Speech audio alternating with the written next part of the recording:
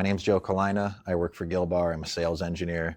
I focus on working with engineers, contractors, developers, and owners. I work a lot on the engineering side as far as helping design systems, select equipment, kind of think outside the box and develop new equipment for especially some of the more challenging projects we have as of late with electrification projects and limited infrastructure to support those.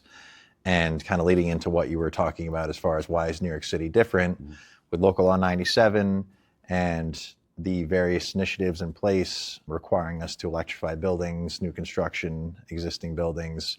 There's not really enough power to do that very often. So we're trying to figure out unique ways to apply various types of equipment with energy recovery or heat pumps, water source and air source, geothermal, as you know, to be able to achieve a lot of the initiatives and what New York City is trying to see us do.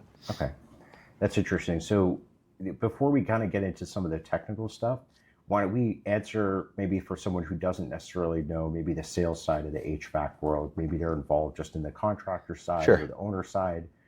Tell us a little bit about what is the sales side of that process look like in selling HVAC equipment for large buildings, and particularly in New York City.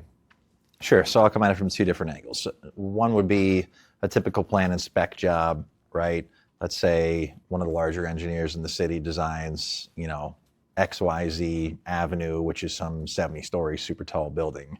Generally, one of us would have been working with that engineer from the start to help with design, but from a sales point of view, a contractor or an owner would generally send us the plan and spec drawings, ask us to take a look at it. We would start pricing the equipment based on what's on there. We would talk with them about a schedule as far as when they expect the building to be built, when they would expect to have the equipment on site, would it need to be stored or not, when they expect to have it started up.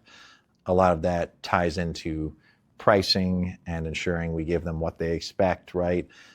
Something that we've been dealing with, for example, are refrigerant phase outs. So if a job, for example, is getting pushed out to 2028, we can't necessarily give them the equipment they were expecting to purchase that's currently on their drawings that were designed in 2022, right? So a lot of that comes into the conversation to ensure we're giving them what they expect. From another side of it would be more of a design build or owner direct opportunity development. So let's say they come to us with an existing building and they say, yeah, my cooling tower is dying, my chillers are 40 years old. I know we have to do something here. What would you guys recommend? So we would go to their building, we would walk through it with them, we would assess what they have on site, we would assess their rig path, which is something that isn't talked enough nearly about, especially with New York City. Yeah.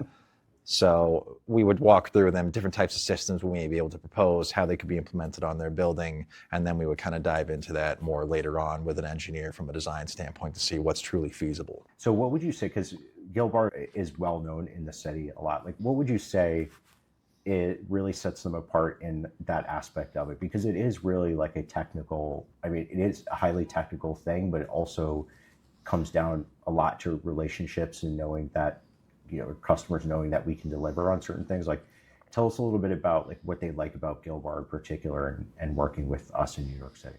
Yeah, I think Gil-Bar has a few things that are unique compared to most other rep firms and most other places you could get HVAC equipment. One would be the people who work here in general are incredibly knowledgeable.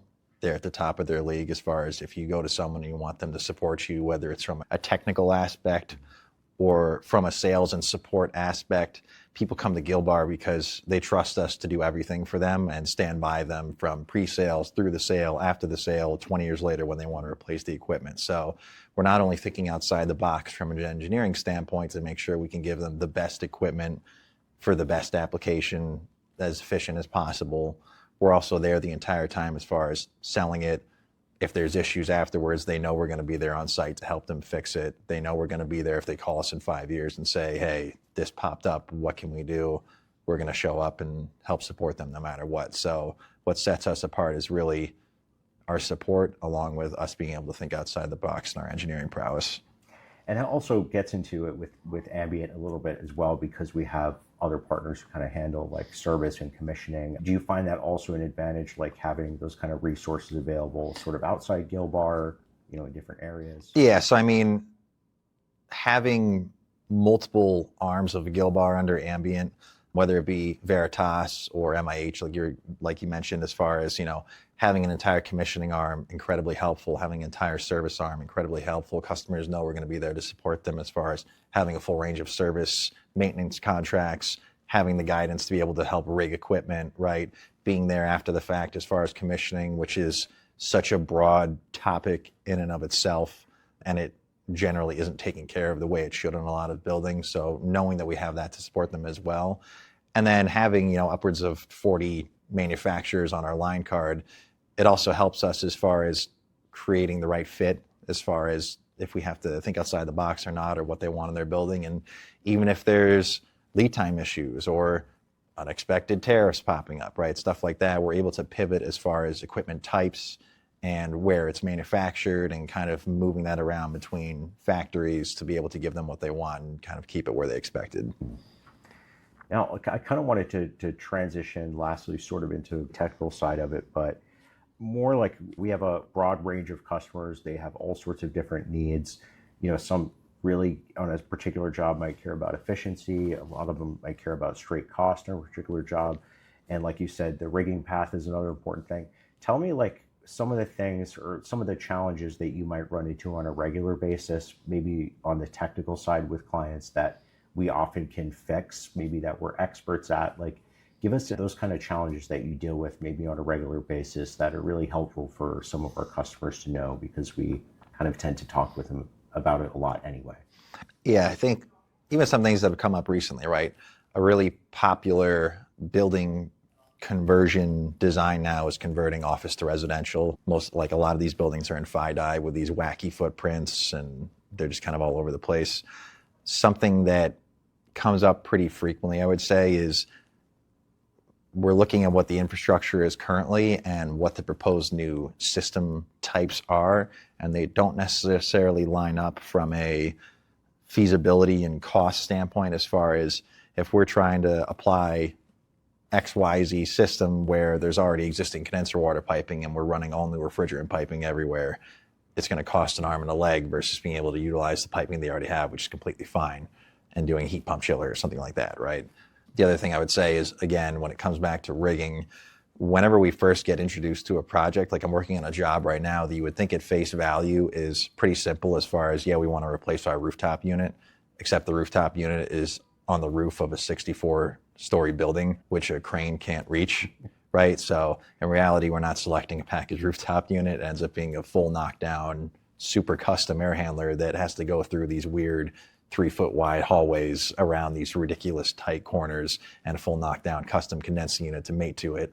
All heat pump, all energy recovery still, but that completely changed the design and outcome of the job versus if we selected them a packaged rooftop unit. And from that standpoint too, it's also setting expectations, because it also costs a lot more money to do that. Is that in the budget for this year, or do we need to walk the owner through an ROI and an entire conversation about maybe we have to move this to next year and we do $5,000 of short-term fixes with MIH or something to limp it through the next year? Let's see what's actually feasible and works for them. I touched on how there's jobs that were designed as early as 2020, right? Some of these jobs even come back from like 2018, right? These random drawings that are like 8-10 years old. They send it to us to bid, or they send to us and say, does your pricing still stick? Do your designs still stick? And in reality, this refrigerant, for example, has been phased out like for the last year for the equipment that's still specified, right? And because of that, maybe equipment's getting larger. Maybe we need to do an entirely different design, which then sends their budget way over what they expected 3-4 years ago. So a lot of these jobs are pivoting towards looking at geothermal, for example, which wasn't available 4 or 5 years ago, where there were no people that could drill wells efficiently 400, 500 feet, right, in Brooklyn, to be able to achieve some of these high-rise buildings and make it not cost an arm and a leg.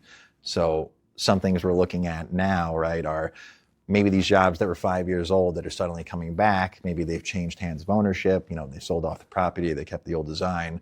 Maybe we reassess that as far as geothermal, for example, because that's enabled us to make a lot of very large buildings right along Brooklyn's waterfront work. And there's many more people doing it now to make well drilling more achievable within a set budget.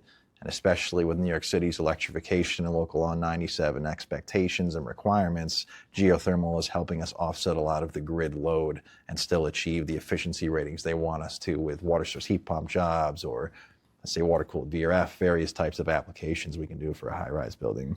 So that actually brings up an interesting question, which is geothermal. I'm sure if you asked somebody, or asked you maybe even 10 years ago, is that going to be big? Maybe you'd say yes, maybe you'd say no, maybe you'd say, what is geothermal? But when you start thinking about the next 5 to 10 years, like, what do you see as kind of like a game changing either like technology or process in the industry that's going to kind of maybe change everything? Because New York City kind of is the market leader in a lot of ways. So what do you see kind of changing that game in the next I think years? It's incredible looking back 8-10 years, seeing what kind of geothermal jobs there are now, right? You know, we worked on one Java Street, for example, 1515 Surf Ave is another one. These huge jobs in Brooklyn where you would think, where are they drilling these wells and how is this even possible? Myself, 10 years ago, I would have thought it was ridiculous if someone mentioned that to me. Now, I think moving forward over the next 5-10 years at least, district geothermal will be the next path as far as large scale electrification application for geothermal, to one, and two, have it be applied to existing buildings as well that are right on the cusp of having that infrastructure available, but it's never going to be possible to apply air source heat pumps to them and require a complete electrical infrastructure upgrade on every building. So you've probably seen, you drive down the highway or whatever, along the West Side Highway or any of these places, there's these various developments of, 16 buildings that are all the same 10 to 15 story building that have just been sitting there for 30 years. I think trying to assess those now moving forward from a district geothermal standpoint, especially farther out, getting out onto the island or upstate, going up towards Westchester, will be something we see more and more of, I would say. Is there anything else that you want customers to know? I think one thing that's coming up more and more is we have a building. Let's say we're trying to revamp an office building, a residential building, even hospitals it's coming up on now. We want to replace all our equipment. We want to make stuff heat pump. We want to make it more efficient. Those are some of the high level keywords we hear all the time. How do we do it? How do we make it work? A lot of these projects start off by proposing some type of air source heat pump solution generally. Half the time, I would say, they're not able to make that work because it requires a tremendous electrical infrastructure upgrade just from straight replacing the equipment they have there. Let's say, for example, they have just a regular condensing unit paired to an air handler with a DX coil and a hot water heating coil in it, right? We'll propose, let's say, replacing it with VRF condensing units and a new air handler. And let's say the hot water is now being generated by a new air source heat pump domestic hot water system, for example, a split cascade system that we have. They'll figure out that now, instead of it requiring 150 amps, it's at like 400 amps now. So oftentimes what ends up being presented is looking into some form of energy recovery. And I think it's important to talk about the different ways we can implement that and what's realistic and what's not for each project. For example, using energy recovery wheels, runaround loops, heat pipes, just to name a few. Each of those have their own place. For example, in a healthcare setting where we want zero cross-contamination, we'll most commonly use runaround loops so that we have a coil in the exhaust airstream. Let's say there's various exhaust ducts throughout the building being vented with energy we can recover. We can throw a convective system, for example, or various types of custom runaround loop systems with exhaust coils in those airstreams. Then we put the other coil in the air handler so that we're running water with glycol between the exhaust airstream and the supply airstream and the air handler, recovering heat that could be just rejected from the building with no cross-contamination. Or energy recovery wheels, which are probably the most common type of energy recovery device that's implemented nowadays. Incredibly effective as far as from a cost standpoint versus how much energy we can save with it. Those help us bring down our electrical load because instead of it being an 80-ton air handler now, we're recovering, let's say, 30 tons. So now it's 50-ton air handler. So instead of it being 400 amps of load, we're now at 250, and that's what makes the project achievable. Great. Thanks for your time today, Joe.